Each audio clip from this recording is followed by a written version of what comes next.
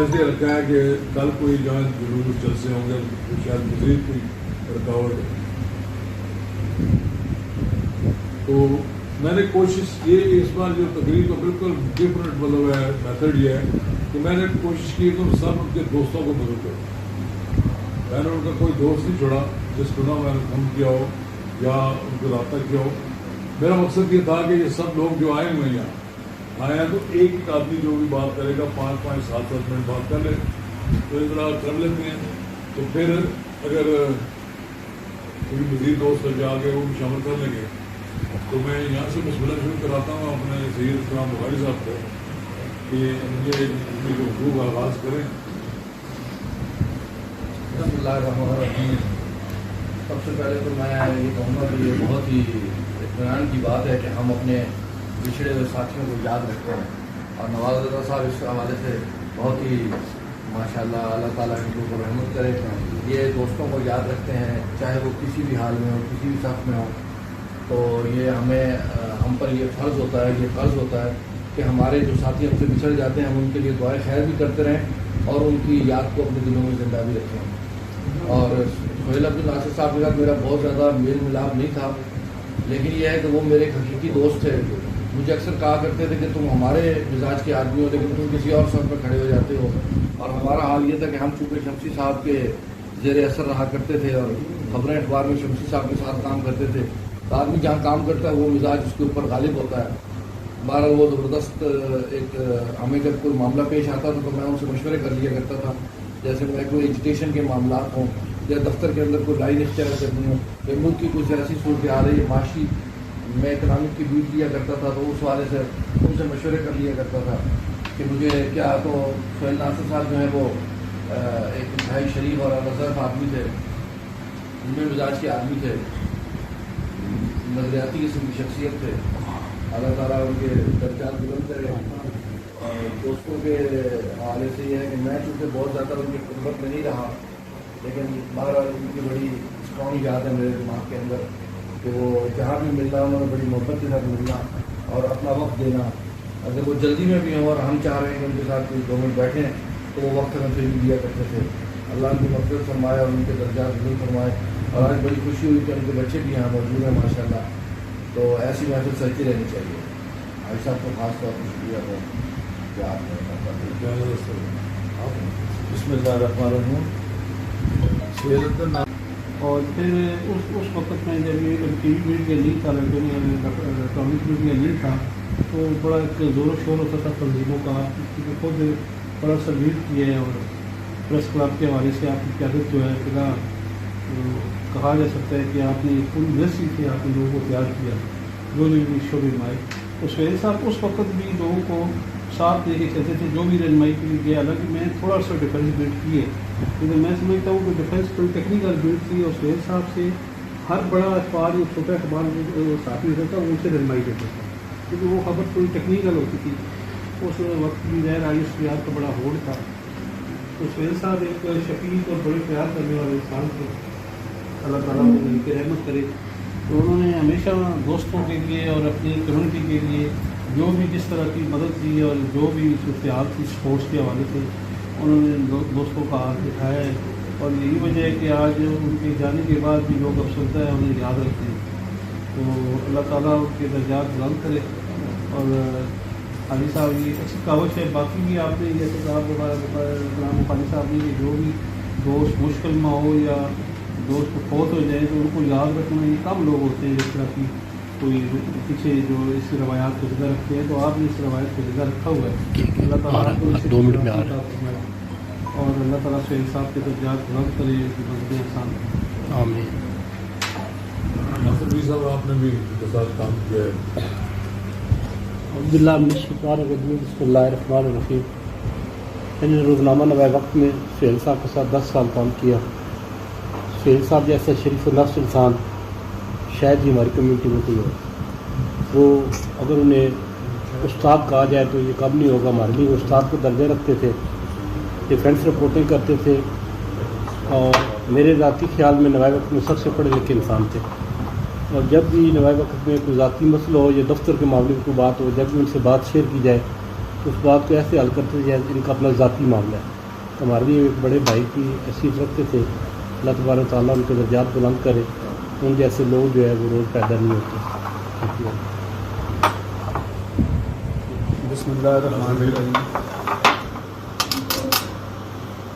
بسم اللہ الرحمن الرحیم. بھائی صاحب آپ کا بہت شکریہ کہ آپ نے یہ محفل سجائی ہے. آپ کا شکریہ کہ آپ نے یہ محفل سجائی ہے جس میں آپ نے دوستوں کو اکٹھا کیا کہ ہم اپنے ایک دوست کو یاد کر سکیں.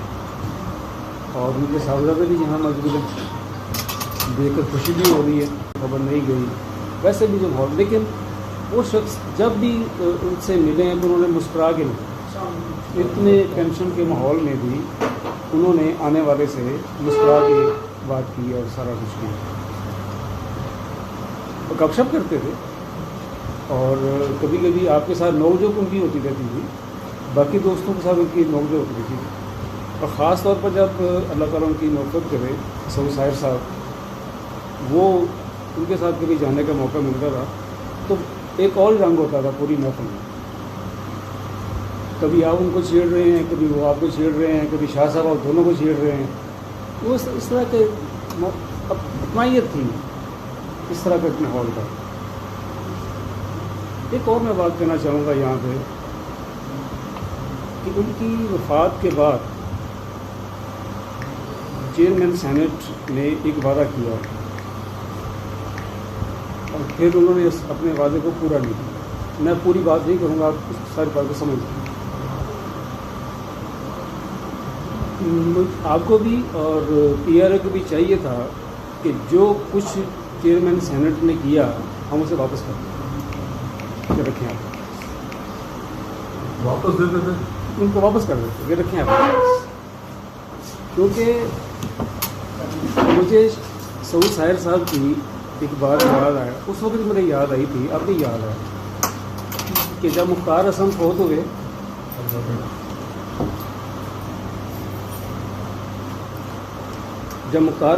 ہوئے تو چند دوست وہاں لاہور گئے منصورہ.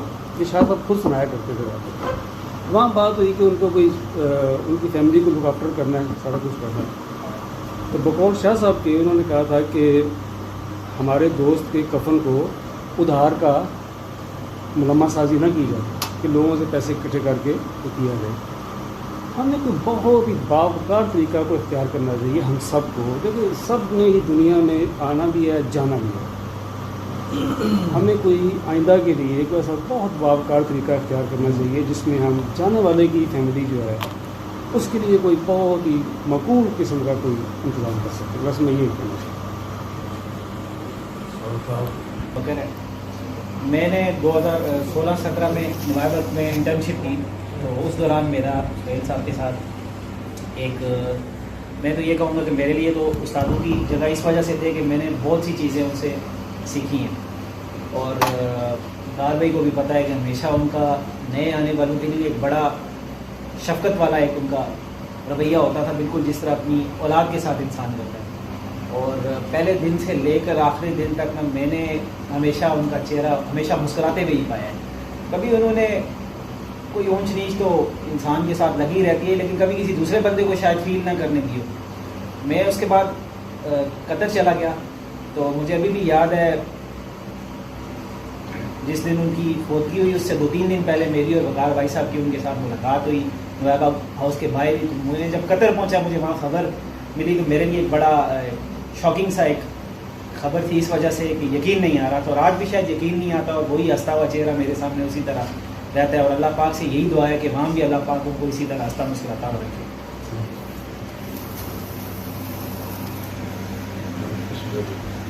محمد طلحہ جی میرا نام ہے. میں مینیجر فائنانس ہوں سینٹرل پاور پرچیزنگ ایجنسی میں. تو سہیل عبد الناصر صاحب ہمارے میں گراؤنڈ پورشن میں، یہ فرسٹ پورشن میں اپر پورشن میں آئے تھے. ابھی 2-3 مہینے ہمارا انٹریکشن رہا سہیل صاحب کے ساتھ.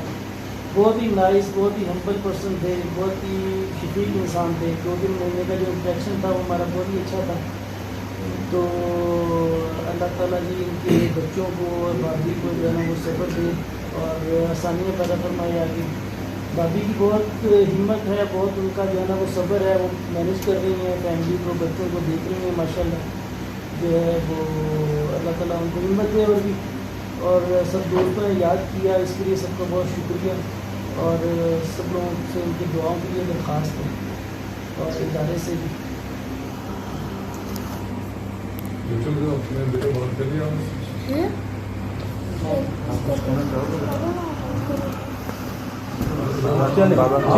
आपने अपने अब्बू को कैसा पाया आप बताइए। अस्सलामुअलैकुम, मेरा नाम अहमद सुहेल है और मुझे बहुत अफसोस हुआ जब उनकी वफ़ात हुई, क्योंकि वो हमारा बहुत ख्याल रखते थे, हमें हर जगह लेके जाते थे। और मुझे बहुत दुख है कि यानी यकीन नहीं आता कि वो फौत हो गए हैं। आपसे पहले नहीं ठीक है, मैं ठीक है। ये आमद साहब उनके छोटे भाई हैं। जी अस्सलाम वालेकुम। मैं कोई बात करने से पहले नवाज रज़ा साहब का तहे दिल से मशहूर हूँ कि उन्होंने आज इस पहली बरसी पे न सिर्फ उन्हें याद रखा बल्कि उनके तमाम अहबाब को फ़र्दन फ़ोन करके, बल्कि मैं भाई हूँ तो मुझे उन्होंने फ़ोन किया। फैमिली का कोई फ़र्द भी शायद ऐसा ना बचा हो जिसको उन्होंने कॉल करके कहा ना हो कि आप आएँ। ये इनकी मोहब्बत है, उनके लिए इनका ताल्लुक़ है, जो मैं इस खुशकिस्मती से भाई होने की हैसियत से, क्योंकि बहुत अरसा हमारा उनकी वफ़ात से पहले करीबी गुजरा है, लेकिन तकरीबन 10 साल हम एक फ़्लैट में रहे हैं इकट्ठे। तो मैं अपने तय तो मेरी ख्याल था कि शायद मैं उन्हें बहुत जानता हूँ, उनके जो प्रोफेशनल मैटर्स थे, जो दोस्त अहबाब के साथ ताल्लुक़ थे, किस के साथ क्या किस नेचर का ताल्लुक़ है। लेकिन मेरा ये गुमान उस दिन ख़त्म हुआ जिस दिन सुहेल भाई फौत हुए। मतलब मुझे यकीन नहीं आता कि कौन कौन से लोग किस तरह के दुनिया भर से ख़वातीन मर्द उनके जिन जज्बात का उन्होंने इज़हार किया मेरे साथ।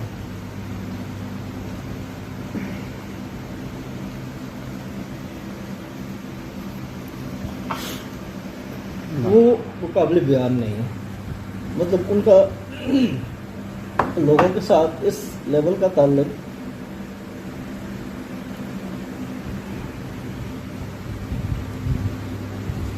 मैं उनको मज़ीद बात नहीं करना चाहता। खालिद रजीब साहब बहुत अच्छे दोस्त, उनके बहुत तल्लक इनका, और मैं सुनता हूँ कि 30-35 साल का इनके साथ उनका भी तल्लक है। तो मैं खालिद साहब से दरख्वास्त करूँगा कि वो जो उनकी शख्सियत के ऐसे पहलू हैं जिनसे आम लोग आशना नहीं है, उनके बारे में बात करें, क्योंकि इनकी बात बड़ी क़ुर्बत की।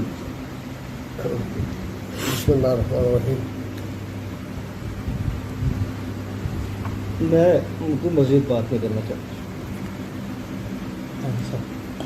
खालिद रजीब साहब बहुत अच्छे दोस्त, उनके बहुत तल्लक इनका, और मैं सुनता हूँ कि 30-35 साल का इनके साथ उनका भी तल्लक है। तो मैं खालिद साहब से दरख्वास्त करूँगा कि वो जो उनकी शख्सियत के ऐसे पहलू हैं जिनसे आम लोग आशना नहीं है, उनके बारे में बात करें, क्योंकि इनकी बात बड़ी क़ुर्बत की। बिस्मिल्लाहिर्रहमानिर्रहीम।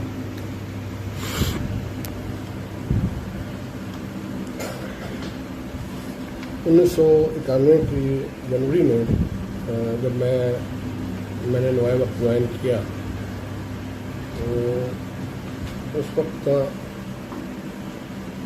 अगरचे बहुत से ऐसे दोस्त नवाज रज़ा साहब समेत मौजूद थे जिनका मेरे साथ पहले से किसी न किसी अंदाज में रब्ता वास्ता और ताल्लुक़ था, लेकिन एक ऐसा फ़र्द जिसके साथ ये पहली मुलाकात थी, और मेरे ख्याल में उस पहली मुलाकात से लेके उनकी वफ़ात तक शायद हमने कहीं किसी जगह पे भी ऐसा दिन मुझे याद नहीं आता कि जिसमें मैं ये समझता हूँ कि हमारा वो जो पहले दिन ताल्लुक़ कायम हुआ था उसमें किसी किस्म की कमी आई, बल्कि उसमें इजाफा ही होता रहा। और उसमें मैं ये समझता हूँ कि वो सारा कमाल जो है वो सुहेल अब्दुल नासिर साहब की उस शख्सियत का था, जो अपने अंदर हर चीज़ तरह से एक दूसरे से लाताल्लुक़ खबर करें। सुहेल अब्दुल नासिर साहब जो है वो जिस तरह से आमिर भाई कह रहे थे, सच्ची बात है कि उनकी शेयरिंग बहुत कम थी। उन्होंने हर आदमी को, हर बंदे को जिसके साथ उनका ताल्लुक़ था, उसके पूरे तकाजे पूरे निभाए, लेकिन वो कभी, जिसको वो कहा जाता है ना कि बूस्ट करना, हम तो थोड़ा बहुत किसी बंदे से कोई ताल्लुक़ होता है तो हमारे अंदर वो इतना जज्बा नहीं है कि हम उसको संभाल के रख सकें। हम इजहार करते हैं और अपनी शख्सियत को वैल्यू ऐड करने के लिए करते हैं। तो सुहेल साहब की इंतसारी ये थी कि वो बड़े से बड़े लोगों के साथ उनका बेहतरीन ताल्लुक़ होने के बावजूद कभी उन्होंने उसको अपने लिए ये एक एजाज़ बना के पेश करने की कोशिश नहीं की, दूसरों को मरूब करने की कोशिश कभी नहीं की, और उसमें वो मुकम्मल तौर पे अपनी ज़ात के अंदर उसको जो है वो समोपन की। इसके साथ साथ मेरी नज़दीक जो सबसे बड़ी बात है जो मैंने ज़ाती मुशाहिदा किया कि सुहेल अब्दुल नासिर साहब जो है वो, उनका जिस किसी से कोई ताल्लुक़ होता था उसमें उनकी कभी भी अपनी कोई गर्ज जो है वो शामिल नहीं होती थी। मेरी ऑब्जर्वेशन यही है, जितने लोगों के साथ उनका ताल्लुक़ मेरे सामने आया और ख़ुद मेरा अपना ताल्लुक़ भी था, वो इसी अंदाज में था कि वो जिसको कहते हैं कि वो गिविंग हैंड के तौर पे उस ताल्लुक़ को निभा रहे होते थे। उनके कोई लालच, कोई गर्ज, कोई अपना कोई मुफाद पूरा करने के लिए उन्होंने कभी इस किस्म का कोई ताल्लुक़ जो है वो सामने नहीं रखा। और फिर मैंने ये देखा है, वो तो कोलैटरल होता है कि जब आप किसी के साथ उसने सलूक करते हैं तो जवाबन आपको भी अच्छाई मिलती है उसको बदले में, लेकिन उनके मकासद में कभी ये नहीं रहा कि मैंने इससे कोई मुफाद हासिल करना है और इसकी वजह से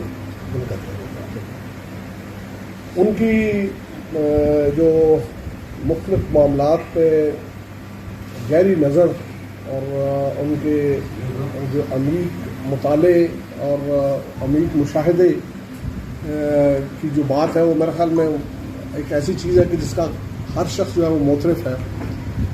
लेकिन मैं ये समझता हूँ कि आज बहुत से मामलात में जब हम किसी मुश्किल में फंसे होते हैं तो कई दफ़ा तो ऐसे गैर इरादी तौर पे आते हैं, अच्छा सुहेल साहब को फ़ोन करते हैं और फिर ये ख्याल आता है कि नहीं अब तो उनके साथ कौन से रब्ता हो नहीं सकता। ये मैं नहीं, हमारा जो क्लोज़ सर्कल है दोस्तों का, उनके अंदर भी ये फीलिंग जो है वो बड़ी शिद्दत से पाई जाती है। और उसकी वजह ये है कि मैं ये समझता हूँ कि वो एक मरकज़ थे हम सब लोगों की रहनुमाई का, और वे इस ऐसे खामोश मरकज़ के तौर पे वो काम करते थे जिसकी कभी उन्होंने किसी तशहीर, वो अपना खामोशी से अपनी खबर को, बल्कि मैं उनको कहता था सुहेल साहब आप इसमें इसको थोड़ा सा इस तरह से इसमें कलर डालें, कोई मसाला डालें, इसको यूँ बना दें। वो कहते थे नहीं, इसको इसी तरह, जैसी उनकी तबीयत थी, जैसे उनका मिजाज था, वही उनके काम में भी रिफ्लेक्ट करता था कि उनके पास इल्म बहुत ज़्यादा था, दिखाते वो काम। एक उनके इंतकाल के कोई 2 हफ्ते बाद एक साहब का मुझे फ़ोन आया। अब वो फौज में बहुत सीनियर पोजीशन पे, उन्होंने मुझे फ़ोन किया और बल्कि मैसेजेस किए, एक दफ़ा बात नहीं हुई, फिर उन्होंने मुझे मैसेज किए जो मेरे पास रिकॉर्ड पे मौजूद है। उन्होंने मुझे कहा कि सुहेल अब्दुल नासिर ने इस मुल्क पे एक ऐसा एहसान किया जो शायद मैंने भी नहीं किया। मेरी 30 साल 35 साल फौज की सर्विस हो गई है, मैंने इस मुल्क की इतनी खिदमत की थी सुहेल साहब, वो मुझे तफसील उन्होंने नहीं बताया, लेकिन जो हुब्बुल वतनी सुहेल साहब के अंदर थी वो शायद मेरे अंदर थी। जितनी कमिटमेंट उनकी थी इस मुल्क के साथ वो बहुत बहुत कम लोगों में नहीं। और आखिरी बात ये कि मैं तो एक गुनाहगार आदमी हूँ और बहुत ज़्यादा अपने आप को दीनी नहीं समझता, लेकिन जो थोड़ी बहुत मुझे समझ आई मजहबी मामला, ये मौलवियों वाले मजहब थे, वो सुहेल साहब की गुरबत से, जितनी डीप अंडरस्टैंडिंग सुहेल साहब की थी मजहब के मामले में वो बहुत कम लोगों को थी। और अगेन शायद मुझे नहीं पता आप लोगों को कितना पता है कि सुहेल साहब इतने ज़बरदस्त आदमी थे दीन के मामला में, क्योंकि वो बढ़ा चढ़ा के बयान नहीं करते थे। जो मुतालिया उनका था دینی کتب کا مذہبی حوالے جو ان کے پاس ہوتے تھے وہ بہت کم لوگوں کو اور پروفیشنلی ان کے جو ایک رپورٹر کے پاس ہوتا ہے نا سورس، جتنے اچھے سورسز ان کے ڈیفینس کی بیٹ کو کور کرتے ہیں. آپ انٹیلیجنس ایجنسیز لگا لیں، آپ ملٹری لگا لیں، آپ پولیٹیکل ہائی اپس لگا لیں، ان کے پاس ایسے ایسے سورسز تھے کہ ہم میری جرنلزم کا بہت بڑا حصہ جو ہے وہ سہیل صاحب پہ ڈپینڈ کرتا ہے. تو جو وار اینڈ ٹیرر 2001 میں شروع ہوئی، مجھے اچھی طرح یاد ہے کہ ہر روز شام کو سہیل صاحب سے رت لگانی ہے، ان سے کہنا ہندوستان کے پاس سے بھی گزرتا ہے. گمان نہیں ہوتا کہ ہم نے بھی جانا ہے، لیکن واقعتاً یہ ہے کہ منزل وہی ہے. ہم دعا کرتے ہیں کہ اللہ تعالیٰ وہاں پہ ان کے لیے وہ جو جتنی نیکیاں انہوں نے یہاں سمیٹی ہے اس کا بڑے سے بڑا اجر ان کو وہاں عطا کرے اور ان کے لیے اعلیٰ ترین مقامات جو ہیں. لقمان شاہ صاحب ہزارہ یونین جرنلس کے صدر ہیں اور وہ بھی اس بات کو تو یقین نہیں رکھتے تھے کہ کسی علاقائی تنظیم کے رکن ہو، لیکن ان سے محبت کے طور پر وہ بھی آپ کے رکن ہی تھے. تو اور ان کے ساتھ بھی بڑا تعلق تھا. میں ان کو آج دعوت دی کہ آپ تشریف لائیں